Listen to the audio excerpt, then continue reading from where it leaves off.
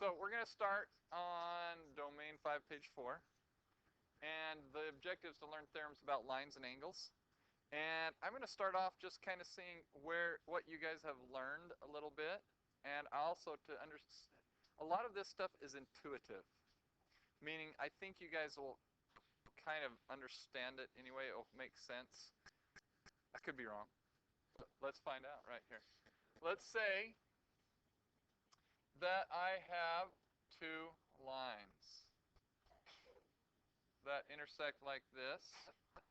And I am going to say that this angle right here is 42 degrees. And I am going to ask you, I want to just see how much you know. Don't say this out loud. I want to see how many of you think you know what the measure of angle A, B, and C are. Go ahead and see if you can discuss it with your shoulder partner and those around you, and see if you can come up with A, B, and C. I'm going to give you about 30 seconds. How many of you have learned something about this before? You've talked about it. Oh, okay. All right, so you guys know a little bit already. Everybody, on the count of three, we're going to say B out loud. 1, 2, 3. 42 degrees. Okay. 42 degrees.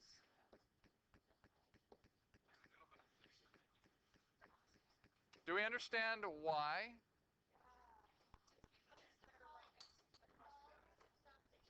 Do you guys know the names of them? Those are called vertical angles.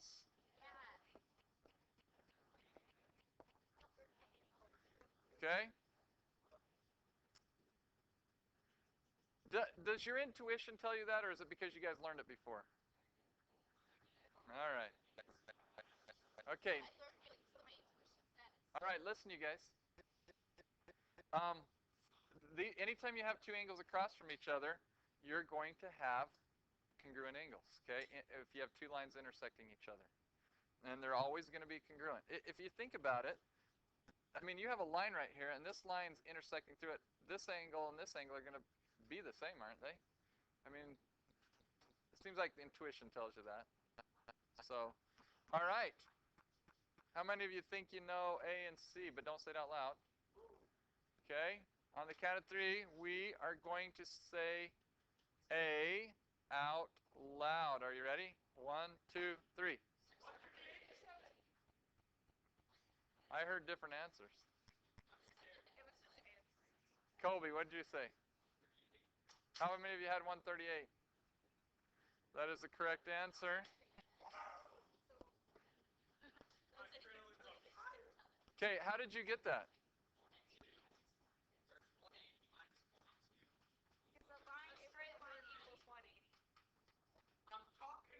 Go, let Colby. Okay, let Colby say it. Colby, go ahead.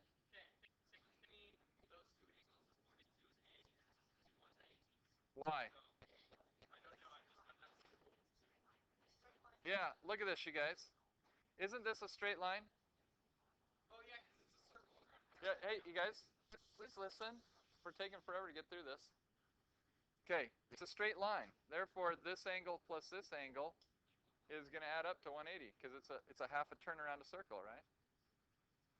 Okay, and so if you have this, if you have a line like this and another line coming into it, I'm not going to extend it out here. These two angles, 1 and 2, are going to add up to 180. What do we call angles that add up to 180?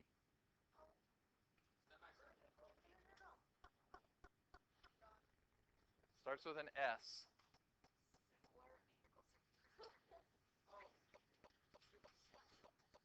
Who said that? Haley, supplementary, that's right. Supplementary angles. Good job.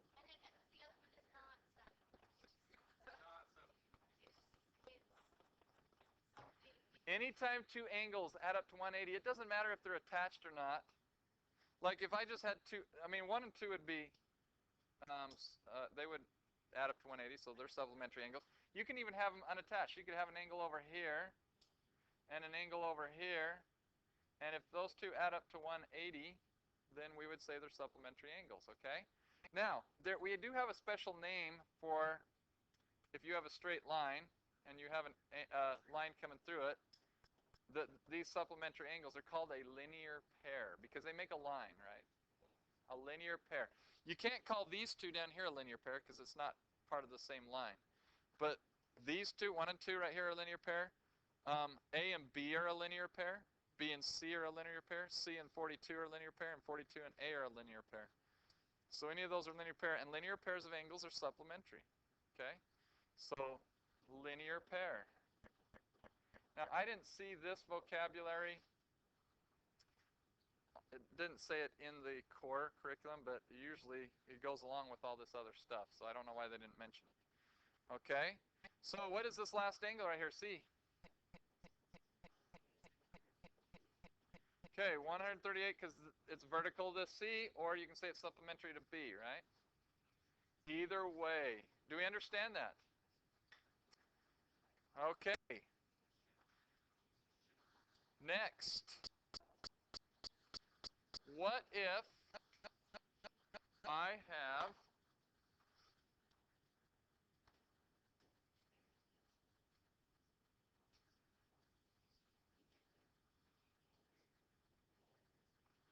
what do those lines appear to be?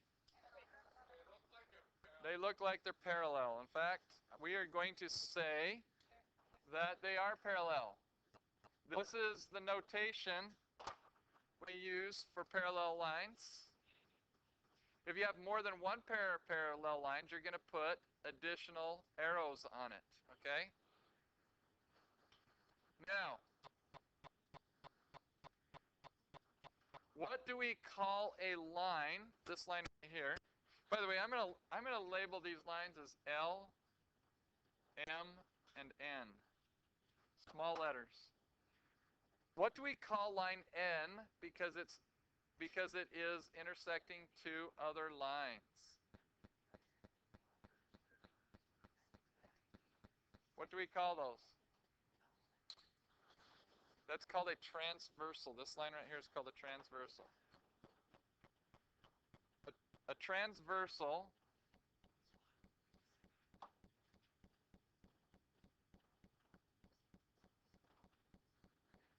transversal is a line that intersects two other lines. If you want to write that down. A line that intersects two other lines. Okay, now I want to check out your intuition on this again. Let's say we know that this angle right here is 118 degrees. Then I'm going to label these other angles as angle 1, 2, 3, 4, 5, 6, 7. I just want to see what your intuition tells you on this one, or how much you've learned in the past. See if you can figure out the measure of the other 7 angles when a transversal cuts through two parallel lines. I'm going to give you a minute on that. All right, everybody, we should know angles 1, 2, and 3 because we just went over this, right? What's angle 2, everybody? 118 degrees. What's angle 3, everybody? 62 degrees because it's supplementary to these two, right? 118 was vertical to that one. And angle 1 is? You all had that one, right? Those 3? Okay. How do we get from here down to here then? Who would like to explain it and what they think it is? Wait. I didn't call on you. I already called on you once. I'm going to call on Jaleesa. I was going to see if someone else. You were raising your hand. Oh. You were throwing it on my floor? Colby, go ahead.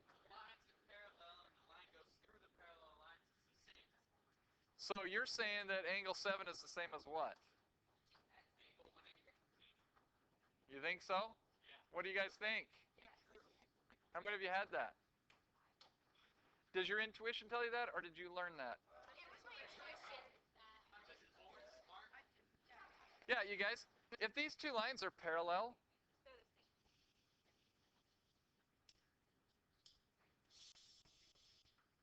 these two lines are parallel, and this line cuts through them, doesn't it make sense that it cuts through them at the same angle? Yeah. So if that's 118, that's 118, right? And angle 4 would be what? 62 degrees. Angle 5 would be 118, and angle 6 would be 62. Now, really quickly here, we have names for these, okay? We already learned vertical angles, linear pairs of angles right here, right? And they're supplementary. We have names for these two angles right here, and for these two angles right here, this pair of angles, and for these two right here, and these two right here. Because they're in, think of this as an intersection. You know, here's a road going through these two parallel streets right here. And this angle 1 and angle 4 are in the same spot. They're in the upper left, right? We call these corresponding angles.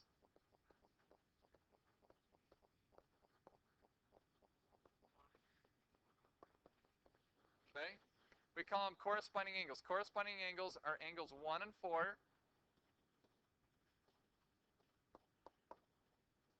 Angle 2 and 5. Angle 3 and angle 6. And we can call this 118, we'll call this angle 8. So angle 8 and angle 7, if you want to do it. Angle 8 and angle 7. Okay? Those are corresponding angles. What do you think? Look at all the corresponding angles. What do you know about notice about a pair of corresponding angles? They're the same. So this is a theorem. Corresponding angles are congruent.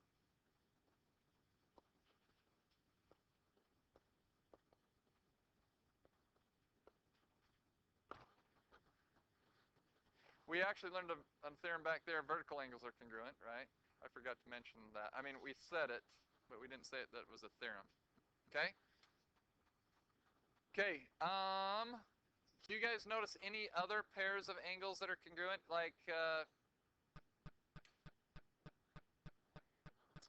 1 and 6. Yes. 1 and 6. What else? Let's like that. 2 and 7. Yep. 5 and 8, and 3 and 4. Okay, one of those is called alternate interior angles. And one of them's called alternate exterior angles. There's two pairs of alternate interior angles. What do you think one of the pairs is? Alternate interior. 3 and 4. Angle 3 and angle 4. What's another one? Angle 2 and angle 7. Okay, why do we call them alternate? Okay, opposite of each other. They're opposite sides of the transversal, right? One's on the left side, one's on the right side. And they're also at opposite intersections. One's at the upper intersection, the other one's down in the lower intersection. So we call them alternate for that reason. Why do we call them interior? They're inside what? The parallel lines, right?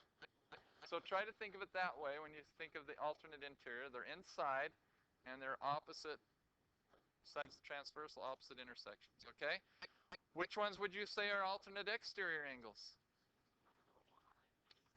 Angle 1 and angle 6. Angles 5 and angle 8. Because I just was out of numbers, and we named it that. You can name it whatever you want. You can renumber them any other way you want.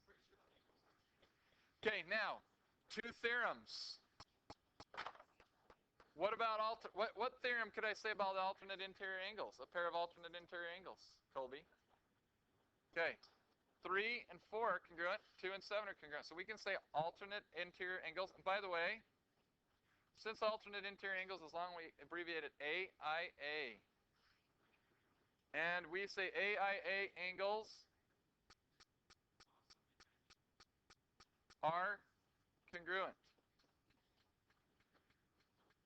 What do you think we're going to call the alternate? What do you think? Are alternate exterior angles congruent? So AEA are congruent. We got that? Okay, so alternate exterior angles are congruent.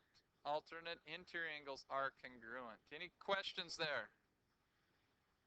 And corresponding angles are congruent. Do you guys see any that are supplementary besides the ones we've already talked about? Like in this intersection, we already know these 2 and 3 are supplementary, 1 and 2 are supplementary, 1 and 8 are supplementary, and 8 and 3. Do you see any others? 3 and 7. This one's a theorem that comes up a lot in geometry, where we call them, some books call them same-side interior angles, and some books call them, there's another name some books call them, can't think of it. Same-side interior angles, so 3 and 7 are same-side interior, 2 and 4 are same-side interior, and they're supplementary, right? Same-side exterior would be angle 8 and angle 6 right here, angle 1 and angle 5 right here. Same-side exterior. Same side of the transversal, okay? So we got all those? All right, now.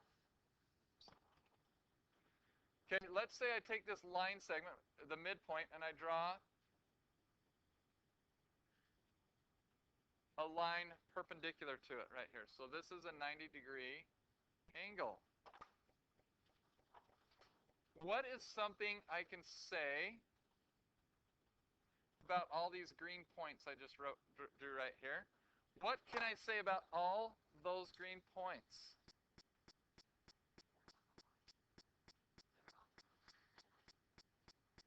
I could say they're on the line. Okay, what else? They're all what? They're all 90 degrees? What do you mean by that?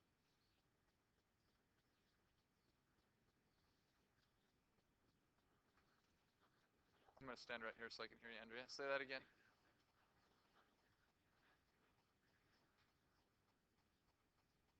I still can't hear you.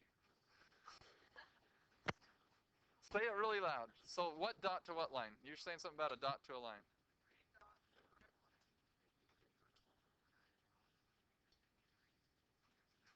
Oh, so you're saying the angle between them is 90 degrees? Yeah. Well, we kind of know that because this right here already. I'm talking about a distance. What do I know about this distance compared to this distance? So you say that these two are congruent? What about from here to here? They're the same, right? Why am I putting 3 marks on these? Yeah, because this line right here is not congruent to that one, right? These two are congruent. So can I say the same thing about this one? From here to here? From here to here?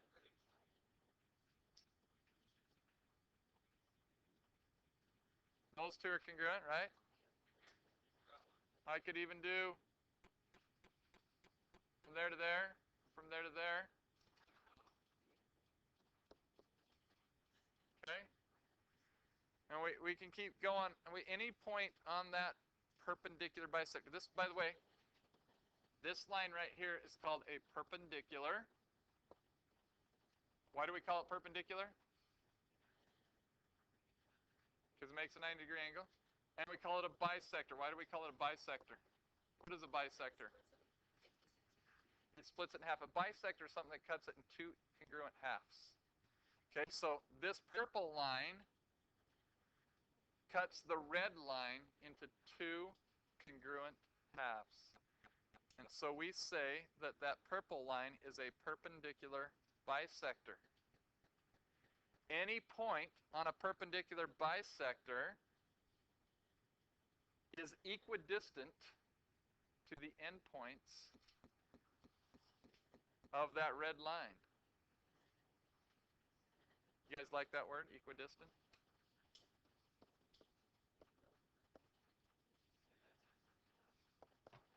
Equidistant. Go ahead, Austin. Oh, come on. Let's say it 3 times fast. Okay, say it once. Jaleesa, go ahead. Really loud for us all. Equidistant, okay. So we have a theorem. Here's another theorem. All points on a perpendicular bisector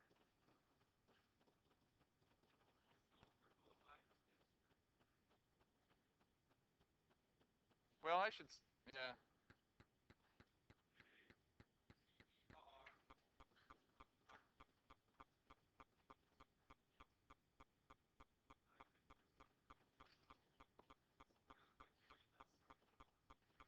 Are equidistant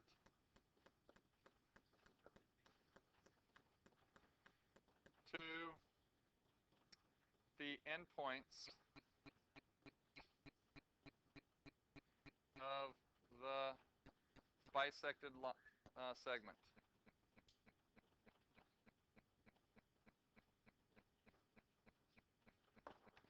Okay, I wrote that kind of sloppily, but that's what it is.